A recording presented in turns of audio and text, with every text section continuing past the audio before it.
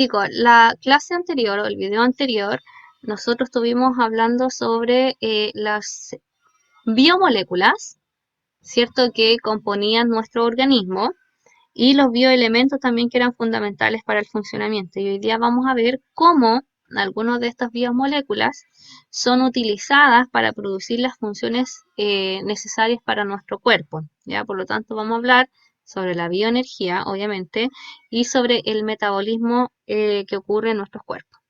Entonces, cuando hablamos del metabolismo, nos referimos al conjunto de todas las transformaciones químicas que se producen en una célula o en un organismo, ¿ya? Y el objetivo de este proceso, de estas reacciones químicas o transformaciones químicas, es obviamente obtener energía del ambiente y la obtención de moléculas para poder formar nuestros órganos u organelos, que son tan típicos nuestros. Entonces, para esta reacción o transformaciones hay cientos o miles, ¿cierto?, de distintas reacciones químicas que van a ser catalizadas por eh, enzimas. Entonces, cuando hablamos de metabolismo, nos referimos a dos procesos. El día de hoy, ¿cierto?, nos vamos a centrar en el primero de ellos, que es el catabolismo, y el próximo video vamos a hablar sobre el anabolismo. Entonces, el catabolismo es el proceso de degradación oxidativa de moléculas nutrientes complejas como glúcidos, lípidos y proteínas, formándose productos de desecho y obviamente obteniéndose energía en forma de ATP. Entonces, básicamente lo que quiere decir es que yo utilizo estas macromoléculas, las rompo para poder sacarle la energía. Y en el anabolismo es el proceso contrario, es el proceso de biosíntesis reductora de moléculas complejas a partir de precursores sencillos y se necesita obviamente energía. Entonces, ¿qué quiere decir? Que yo utilizo la energía, utilizo los monómeros, por decirlo de alguna manera, para producir estas moléculas complejas como las proteínas, por ejemplo. ¿Okay? Y dentro de los organismos, obviamente, vamos a tener dos tipos de ellos, que van a ser los autótrofos, que son aquellos que como fuente de energía utilizan la energía solar, y obviamente como fuente de carbono van a utilizar el CO2 atmosférico para poder generar sus propias moléculas, para después obtener obviamente la energía necesaria. Como por ejemplo las plantas, como las cianobacterias, como las algas. Y por otro lado vamos a tener los heterótrofos, que son aquellos que como fuente de materia y energía necesitan moléculas orgánicas, ¿ya? Que fueron previamente obviamente sintetizadas por organismos autótrofos, como por ejemplo los hongos, que son saprófitos y se alimentan de la materia orgánica en descomposición, como los leones, como nosotros mismos, ¿cierto? Que somos heterótrofos.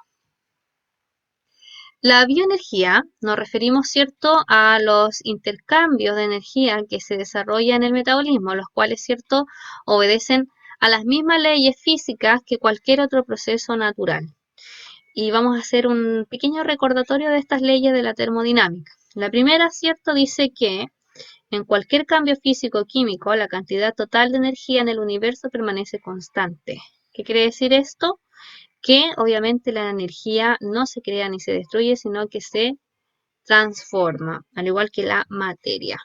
Y la segunda ley de la termodinámica dice que todos los procesos naturales, la entropía o desorden del universo aumenta. Quiere decir eso que si nuestros procesos o nuestros sistemas internos, ¿cierto?, son bastante ordenados y complejos, quiere decir que el exterior entonces tiene que tener un alto grado de entropía.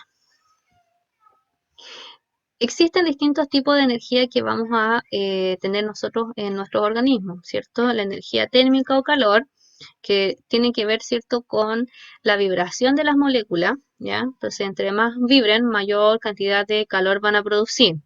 Y el calor, ¿cierto?, se mide a través de las calorías. Está también la energía mecánica o trabajo, que tiene que ver con la fuerza que se necesita para poder desplazar o deformar un objeto o un cuerpo. Y la unidad de medida es el julio. Y la energía libre de Gibbs, que tiene que ver, ¿cierto?, con la cantidad de energía capaz de generar un trabajo durante una reacción. Y se puede medir, ¿cierto?, a través de la caloría o del julio. El catabolismo nosotros lo podemos dividir en dos tipos, dependiendo, ¿cierto?, de eh, el aceptor de oxidativo que tengamos. Por ejemplo, si las reacciones químicas o reacción oxidativa están en presencia de oxígeno, nosotros hablamos de una respiración aeróbica, como la que realizamos nosotros constantemente. Pero cuando las reacciones químicas u oxidativas se llevan a cabo con moléculas oxidativas de otro tipo, diferente, ¿cierto?, al oxígeno, nosotros hablamos de la respiración anaeróbica. Y dentro de la respiración anaeróbica está la fermentación, ya que como aceptor final de electrones vamos a tener moléculas orgánicas, como por ejemplo el alcohol etílico, qué sé yo, y se va a producir también CO2 y energía, obviamente, que es lo que más necesitamos. Y se produce poco ATP, ya que no se lleva a cabo en las mitocondrias, sino que en el sustrato, por decirlo de alguna manera. En cambio, la respiración aeróbica, el aceptor de electrones va a ser el oxígeno, que es una molécula inorgánica, y se produce la degradación total de la molécula principal y se va quedando, ¿cierto?, como desecho el CO2, el agua y la molécula, ¿cierto?, de ATP, que sería la energía. Y este proceso, ¿cierto?, produce obviamente más ATP, ya que se lleva a cabo principalmente en la mitocondria. ¿Ya? Y independientemente si es una respiración aeróbica o anaeróbica, todas, ¿cierto?, tienen el primer proceso que se llama la glucólisis. Y dependiendo, obviamente, si es aeróbica o anaeróbica, sigue con los demás procesos. Entonces, la primera parte de toda esta respiración es la glucólisis, que se inicia con una molécula de glucosa, que es, ¿cierto?, una molécula de 6 carbonos, y se va a obtener dos moléculas de piruvato. Básicamente, y en palabras bien burdas, la molécula de glucosa se parte en dos y se producen dos piruvatos. O sea, como tiene 6 carbonos, se parten dos moléculas de 3 carbonos para poder producir ATP, NADH y piruvato. ¿Ya? Y la energía total producida en este proceso que ocurre en el citosol son dos moléculas de ATP. Cuando se utilizan las grasas como fuente de energía, se produce un proceso que se llama la beta-oxidación, ¿ya? Y que obviamente inicia con la presencia del ácido graso, que es el triacilglicerol, que es activado por energía, ¿cierto? Y la coenzima A para poder producirse el acetil-CoA para poder entrar al ciclo de Krebs y obtener más energía. Esto ocurre en la matriz mitocondrial, obviamente, para poder generar acetil-CoA y algunos aceptores de electrones. ¿Ya? Y el objetivo, como dijimos, es obviamente la obtención de energía y esta molécula. La siguiente etapa, y que, chiquillos, es bastante compleja, pero lo vamos a tratar de hacer lo más simple posible, ¿ok? Se inicia cuando el acetil-CoA se une a una molécula llamada oxalacetato y se produce otra molécula llamada citrato, ¿ok? Este citrato, obviamente, va a ir perdiendo carbonos a través del ciclo y va a ir produciendo, ¿cierto?, estas moléculas que son aceptoras de electrones y una molécula energética que se llama GTP que después se transforma en ATP. Todo este proceso ocurre en la matriz mitocondrial, ya que, ¿cierto?, es ahí donde están las enzimas que se necesitan para poder producir todos estos cambios. Y sirve, obviamente, para conservar la energía de oxidación, ya que cuando esta molécula, que se llama citrato, va perdiendo carbones, termina, ¿cierto?, en una molécula que se llama oxalacetato, la cual vuelve a unirse al acetil-CoA y vuelve, ¿cierto?, a ocurrir el mismo ciclo. También se van a producir moléculas, ¿cierto?, como el NADH y el FADH2, y también, obviamente, como dijimos, el GTP. Una vez que ocurre el ciclo de Krebs, pasamos, ¿cierto?, a la cadena transportadora de electrones.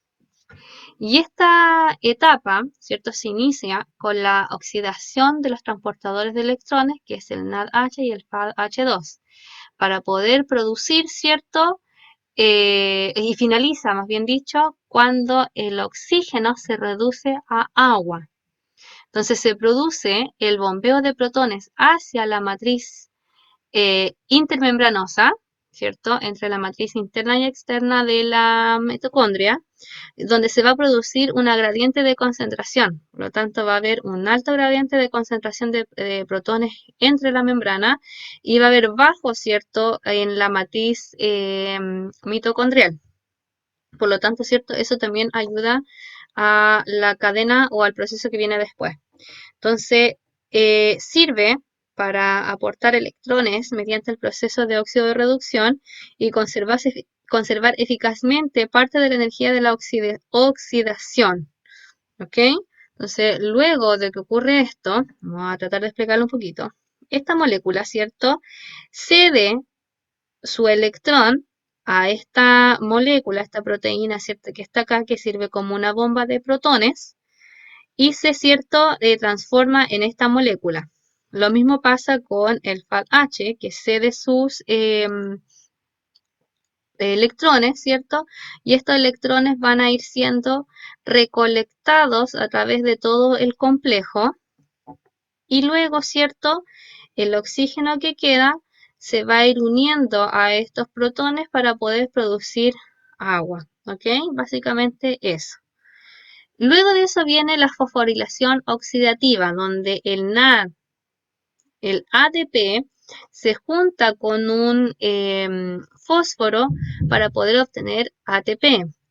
Genera energía, ¿cierto? Como dijimos, y obviamente también calor. Y ocurre, ¿cierto?, en la membrana interna de la mitocondria y sirve obviamente para la producción química de energía utilizable para nosotros. O sea, básicamente el catabolismo consta de estas partes y sirve, ¿cierto?, para la producción de energía que nosotros después la vamos a utilizar para poder volver a producir más glucosa, más proteína, más, qué sé yo, otras moléculas, macromoléculas. Entonces, cualquier duda que tengan, escriben a mi correo y obviamente yo les voy a contestar. Recuerden que con esta video viene adjunta una guía que van a tener que resolver. Así que espero que se encuentren bien. Traté de hacerlo lo más simple y entendible posible. Y eso, pues espero que les sirva y que cualquier duda que tengan, escriban. Así que nos vemos.